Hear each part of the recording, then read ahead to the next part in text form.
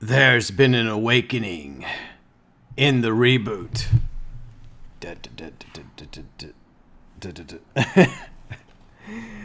Yeah, so anyways, we finally made it to the sequel trilogy. Yay! So, fun fact, this is the only DVD of the sequel trilogy that I have.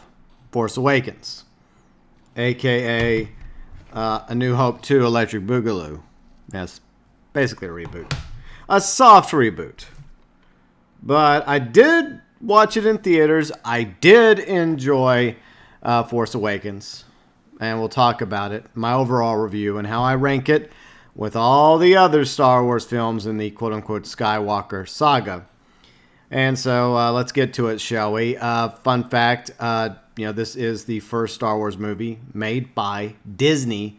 Disney Star Wars sequel trilogy, Episode 7, The Force Awakens. Came out in 2015. And the producer, Kathleen Kennedy, a name I may mention a few times during the sequel trilogy reviews. It's very important. She is the president of Disney Lucasfilm and is responsible for the direction that the sequel trilogy ultimately went, along with Star Wars itself. So you can thank Kathleen Kennedy for that, right? Yeah. So anyways, The Force Awakens was directed by J.J. Abrams. It was also written by J.J. Abrams along with Michael Arndt. I think that's how you pronounce his name. He's known for Little Miss Sunshine as well as Toy Story 3. And another name in Star Wars you may be familiar with, Lawrence Kasdan. He also helped write Empire Strikes Back and Return of the Jedi. And I'm also planning on mentioning him a few times throughout the sequel trilogy reviews as well. Because one thing myself and many others assumed when they began work on Episode 7, when they announced that they were going to give us a sequel trilogy, Episode 7, 8, and 9, that they were going to, plan it all out from start to finish. That they were going to script out all 3 episodes. It was going to have a definitive vision. By the time it was over, it was all going to mesh together rather well.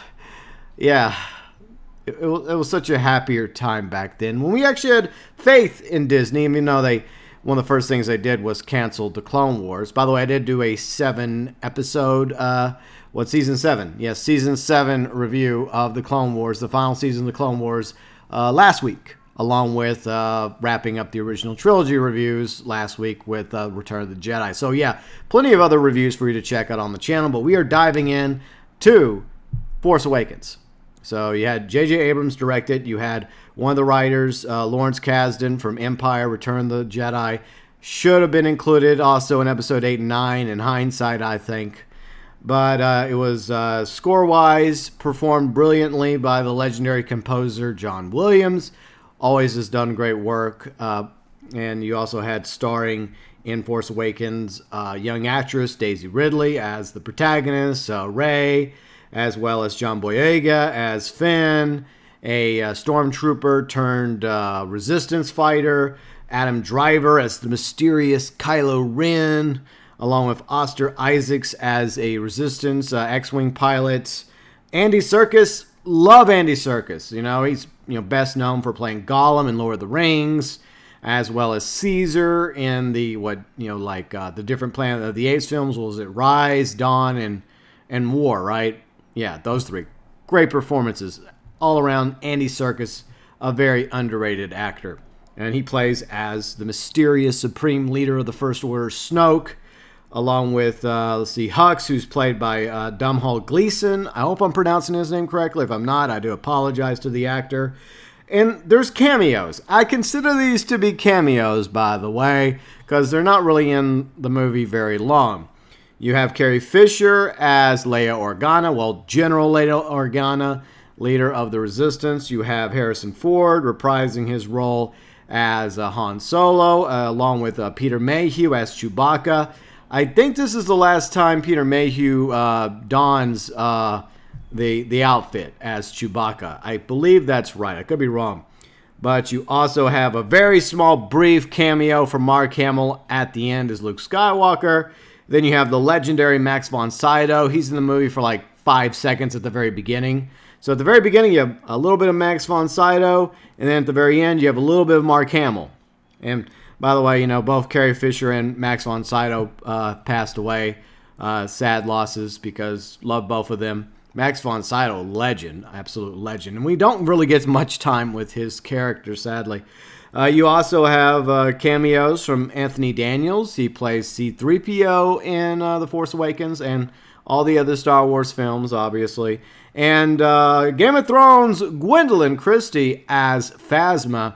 I'm considering this to be a cameo as well, because we don't really get that many scenes with Phasma. Well, we do get more scenes with Phasma in Force Awakens and a lot less scenes of her in Last Jedi.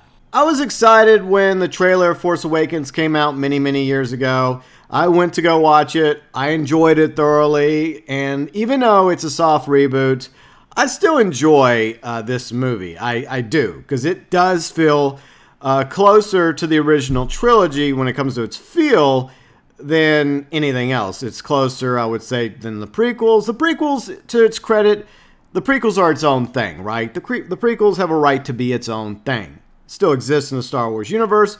It's still a definitive vision from start to finish, enhanced obviously by the Clone Wars series. But this soft reboot, done by design in order to bring new Star Wars fans into the Star Wars universe. So I get the idea. I get the concept. And I applaud them for bringing on Lawrence Kasdan in order to help write the script for The Force Awakens. But like I mentioned, it will start to feel like a New Hope reboot of sorts. So it takes place 20, 30 years after the events of Return of the Jedi. And you have a force-wielding scavenger on this desert planet. Yeah, a desert planet. Jakku.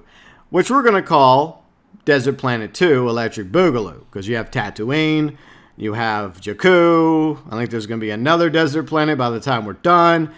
You could also count Geonosis if you want, but we won't. Is it a desert planet? But anyways, that's prequels. So back on topic. So we have Desert Planet 2, where we have a young scavenger girl named Rey. She's scavenging through Imperial Star Destroyers that have been left, the wreckage from the last war between the New Republic and the Galactic Empire. And that's how she's been doing. She was left there, abandoned by her parents. She doesn't know her backstory, why she was abandoned, who her parents were. There's a lot of mystery there, a lot of intrigue and potential when it comes to this character.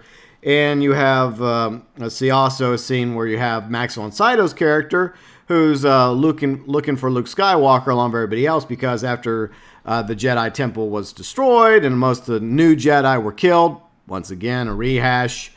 Luke has disappeared. I think it's for like a decade. You have the New Resistance. You have Leia looking for him. You have Snoke. You have Kylo Ren looking for him. Everybody's trying to find where Luke Skywalker ran off to. And so Poe is also sent out by Leia Organa to meet up with Max von Sydow's character. And unfortunately, Max von Sydow runs into Kylo. Kylo slices him up with his lightsaber. Still a mystery about who Kylo Ren is. A mysterious, dark-wielding figure of the First Order. And, of course, Poe manages to get captured by the First Order, but there's a stormtrooper named Finn who starts having issues. He doesn't like the idea of killing innocent civilians, and he helps free Poe from the Star Destroyer. And they develop an almost instant bromance. I mean, love the chemistry between Finn and Poe. It's great. They escape on a TIE fighter. It gets shot down. They crash on Jakku. And we don't know what happens to Poe, but Finn ends up this journey across the desert. Eventually, he runs into Rey, who before that found this little orange droid named BB-8 who has information vital to Luke's location in order to get back to the Resistance. And so she befriends this little droid. And then, of course, eventually she runs into Finn. They have a little conflict. And the First Order is obviously looking for the droid. and looking for Poe and looking for this stormtrooper that has defected. And ultimately it leads to Rey and Finn and BB-8 finding an abandoned starship freighter parked in this, like, I guess you could say this, I don't know, used starship lot. And it turns out to be the Millennium Falcon. Okay, cool. It was a cool scene. I gotta admit, it was a cool scene. And then they fly off. Eventually, they somehow run into Han and Chewie. They're aboard a freighter. Things haven't exactly worked out between Han and Leia after Luke's Jedi Temple was destroyed. Luke went into hiding or exiled himself. And something happened to their son. We find out later what becomes of their son, Ben Solo. But all this is what ends up driving Han and Leia apart for a while. And so Han, even though he turned into a general, leader of the rebellion, husband of Leia Organa, and father of Ben Solo, him and Chewie revert back to their old ways of being smugglers aboard this big, slow-ass freighter thing. That's not really Han's style. And unfortunately, Han did lose the Millennium Falcon. But he gets it back. He develops a bond with Rey, and Chewie develops a bond with Rey as well. And eventually they come across Maz Kanata. Basically, Maz Kanata, you could say she's the new Yoda of the franchise.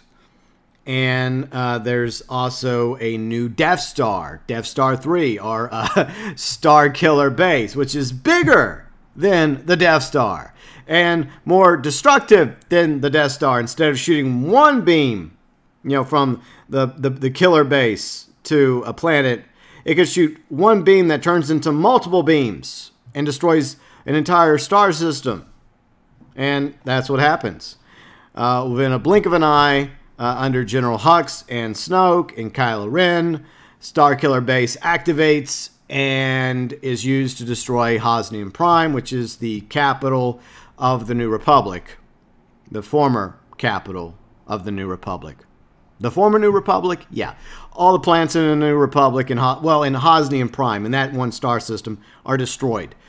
Now, what I don't get about this is that shouldn't the beam have just targeted the star, the star in the Hosnian star, and just made the star go nova and caused a chain reaction that would have just baked the planets and blew them up? That's what they should have done with Star Killer Base, is have it, it drains energy from a star, and then maybe the energy from Star Killer Base is used to hit another star and cause it to go nova. But no, somehow the beam magically separates into multiple beams. It's a dumb concept.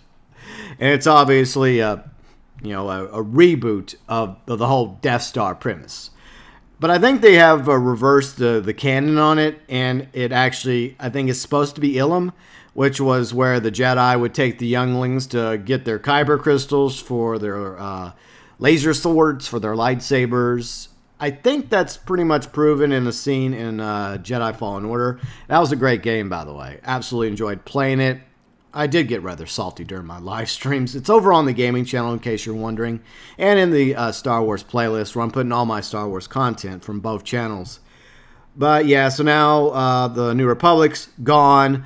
The new Jedi is gone. So you have this Galactic Civil War reboot between the First Order, which is basically the new Empire, and the new Rebellion, which is the Resistance. It's an obvious reboot.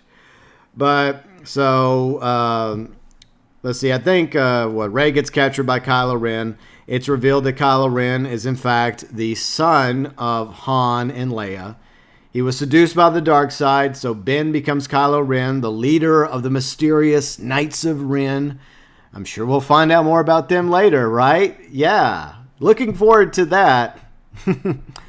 But yeah, he is kind of like the apprentice of the mysterious Snoke.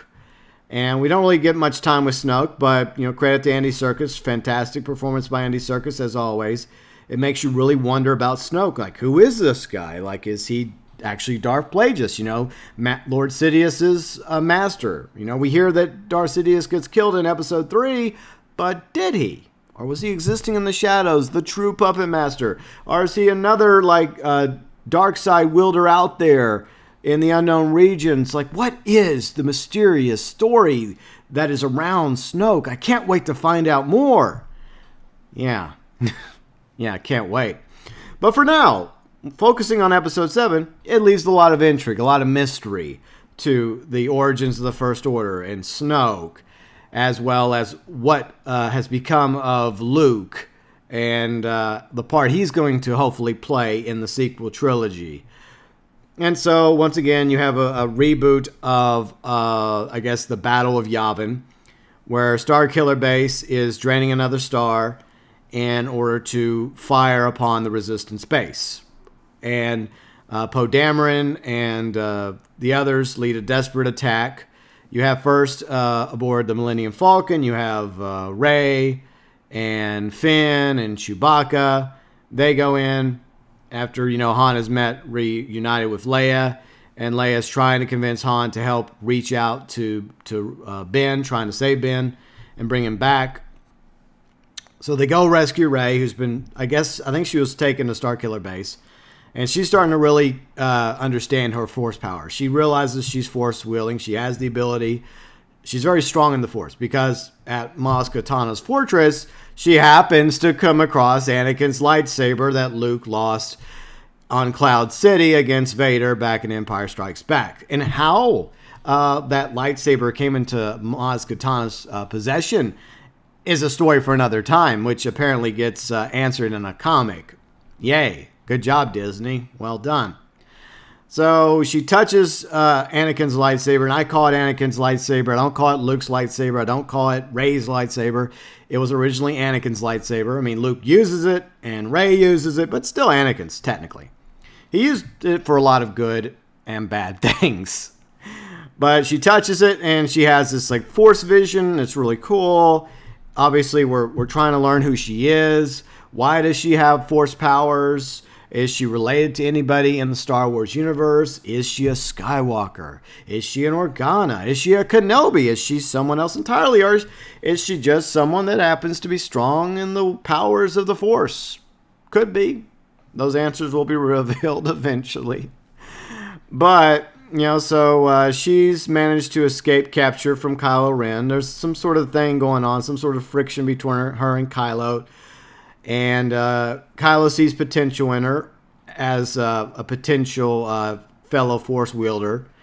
But at the same time, Kylo's on the side of the dark side, servant to Snoke. So Han, Finn, and Chewie arrive with the Millennium Falcon first to help deactivate the shields for Starkiller Base.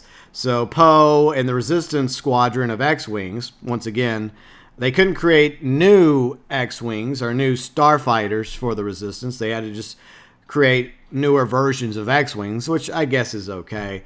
But they also do the same thing with everything else. Newer version of TIE fighters, newer version of Star Destroyers, newer version of Stormtroopers, newer version of the Death Star. Nothing original. I think that was something George Lucas complained about whenever he watched Force Awakens. He's like, there's nothing new here. It's just a soft reboot of everything. A different scheme, a different look, but same thing for the most part. And so they capture Phasma. She gives them information. They throw her down a garbage chute. So that's pretty much it with Phasma. You think she's dead, but she'll be back. Don't worry, because you didn't actually see her die. She'll probably be in episode 8. And I'm sure we'll see her character completely fleshed out in episode 8. I'm absolutely sure we will. It won't be in a novel. So they reunite with Rey, and they're setting charges to disable the shield generator around Starkiller Base, so Poe and the X-Wings can attack and destroy Starkiller Base before it destroys any more planets, including the Resistance base that General Organa is on. And Han decides to confront his son in an effort to turn him back to the light. They meet on a bridge, they have a moment, and in order to prove himself worthy to Snoke and to the dark side, Kylo kills Han. He stabs him with his lightsaber, and Han goes, flying down into the abyss. And, of course, this is a scene that upsets a lot of people. But the truth is, if you know the backstory, Harrison Ford, for some reason, for the longest time, he's Never been a fan of Han Solo, even though that and Indiana Jones are his two most famous characters. Without them, he wouldn't be as famous as he is now. He wouldn't be as well off as he is financially, able to fly around in his airplanes, getting in trouble with the FAA.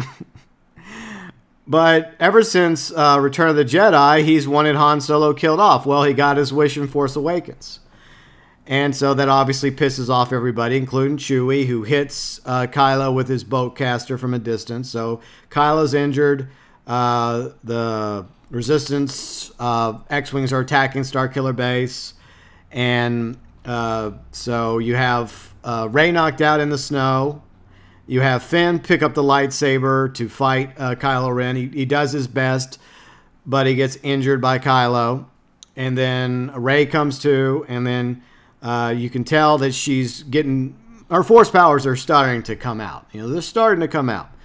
And she, to her credit, prior to this, was pretty good with her staff. So she has some combat experience, especially having to be a scavenger girl on Jakku, Desert Planet 2. So you'd think she would know how to use a melee weapon. So that and the fact that her force powers are obviously starting to develop rather quickly, I guess, through the will of the Force. And the fact that Kylo had already just finished fighting off Finn. And he's also nursing an injury from Chewbacca's bowcaster. It leaves him at kind of a disadvantage against Rey at the moment. Plus, Rey's obviously angry with him killing his own father, Han, who she had developed a bond with, even so briefly. He even gave her a blaster. That was a nice guy, Han. And he also, I guess, ultimately gives her the Millennium Falcon, right? But anyways, she ends up practically winning the fight against Kylo. But bear in mind, once again, all this other stuff is going on. Starkiller Base is about to be destroyed. It's falling apart. And Kylo's already injured. He'd already been shot. He'd already fatigued from fighting Finn. And fortunately, this crevice happens to form in between Rey and Kylo, ending the fight. And Chewbacca shows up in the Millennium Falcon to rescue Rey and Finn. They fly off. The survivors of the X-Wings that attacked Starkiller Base fly off, and Starkiller Base is destroyed. A few escape, including Hux. Captain Phasma manages to escape. Kylo escapes, but a huge chunk of the First Order that was on Starkiller Base probably didn't escape. They're probably dead. So that's pretty much it for that arc. And then, of course, Leia's obviously mourning the loss of Han. The fact that her son is responsible for her husband's death. And now they have found, thanks to BB-8 and R2-D2 finally waking back up after sleeping throughout the entire episode, and with the help of C-3PO, who has a nice red arm now, they are able to put the two maps together, and they find out where Luke is. And Rey, along with Chewie and R2, they head off on the Millennium Falcon in order to find Luke Skywalker, in order to try to bring him back into the Resistance, in order to fight the First Order, and also to help train Rey, because Rey needs a teacher, right? And even though Kylo offered to be her teacher, she refused. I don't know why. Kylo's such a nice guy. But so the scene obviously ends with her arriving on Octo with Chewie and R2-D2 on the Millennium Falcon. And you have Luke standing there on the island. And, she is about to hand him his lightsaber.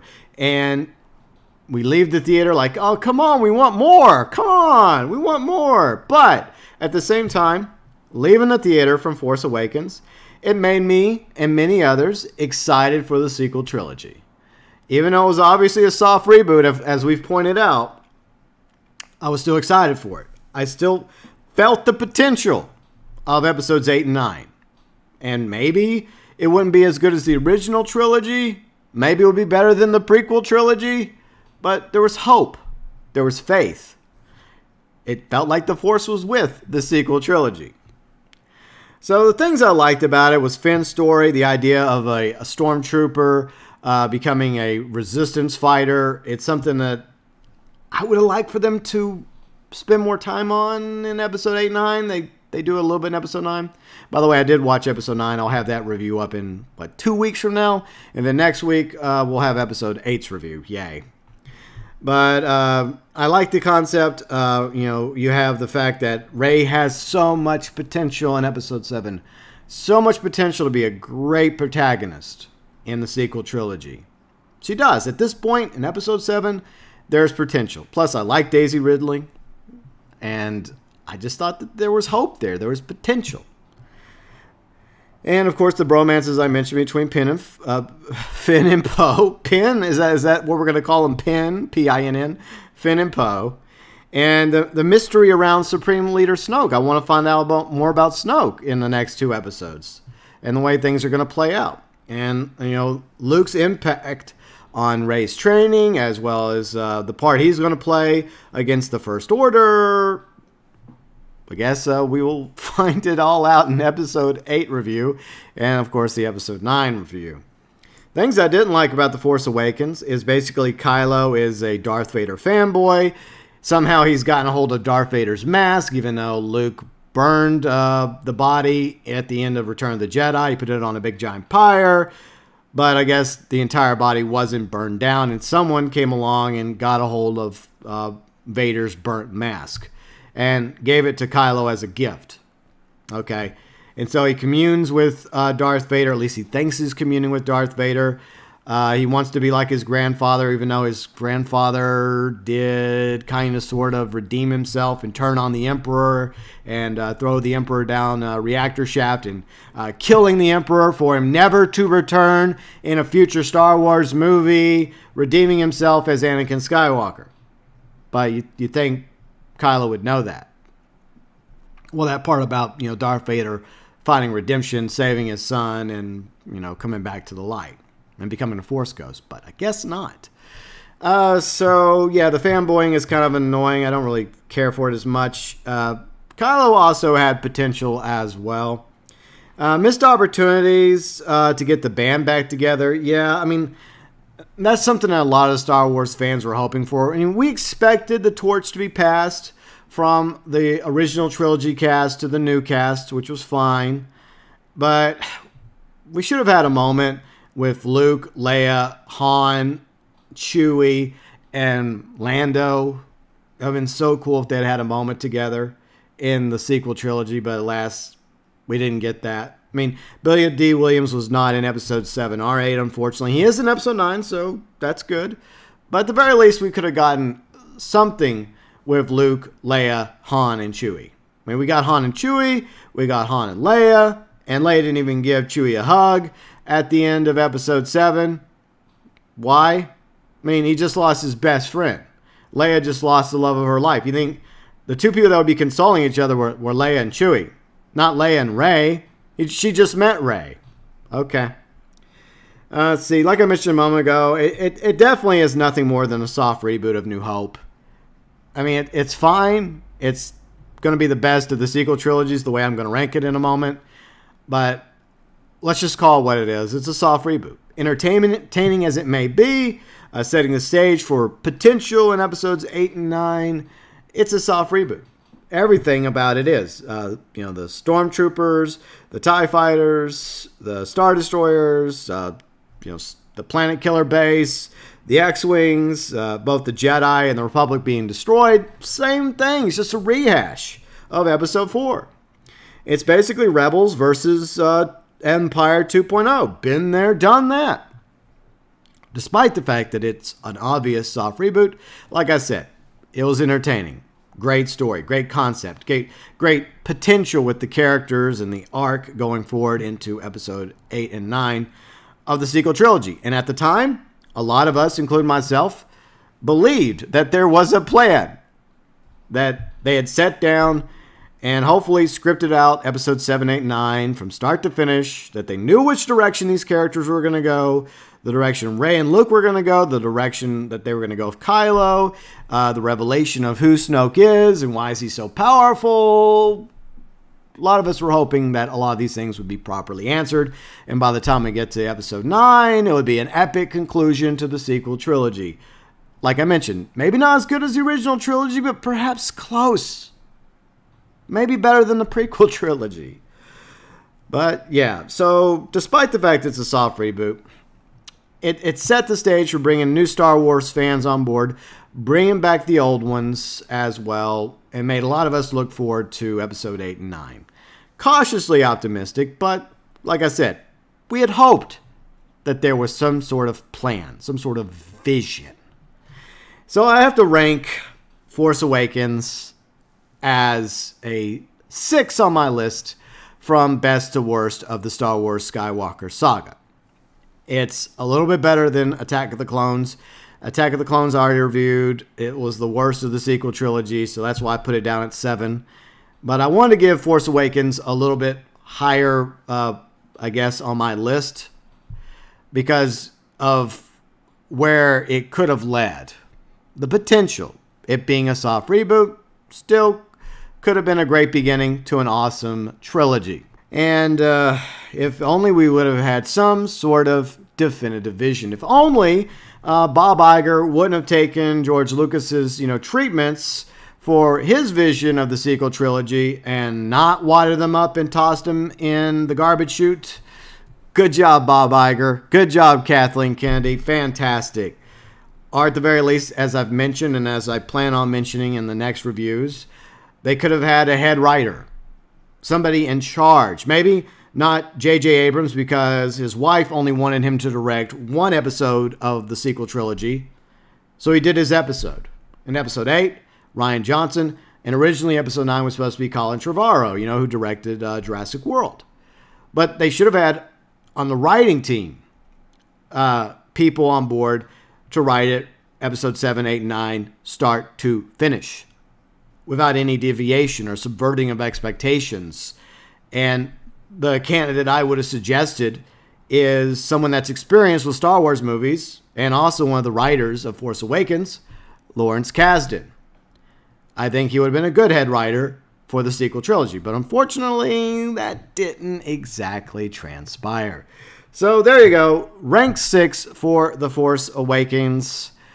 I like it still. I like it more than the other 2 Star Wars sequel trilogy movies. I like it more than Solo. Maybe I like Rogue One a little bit more. Rogue One's all right. I don't know if I'll review it. I guess we'll see. Maybe, maybe not. I don't know. But we're going to continue through my reviews of the sequel trilogy because next time, it's The Last Jedi. The subverting of expectations under Rian Johnson. Ruin Johnson? Roundhead Johnson? Whatever you want to call him. Yeah, that's next time. But anyways, I want to know your thoughts, your views, your opinions, and how you rank Star Wars The Force Awakens. Feel free and do all of that below in the comments section.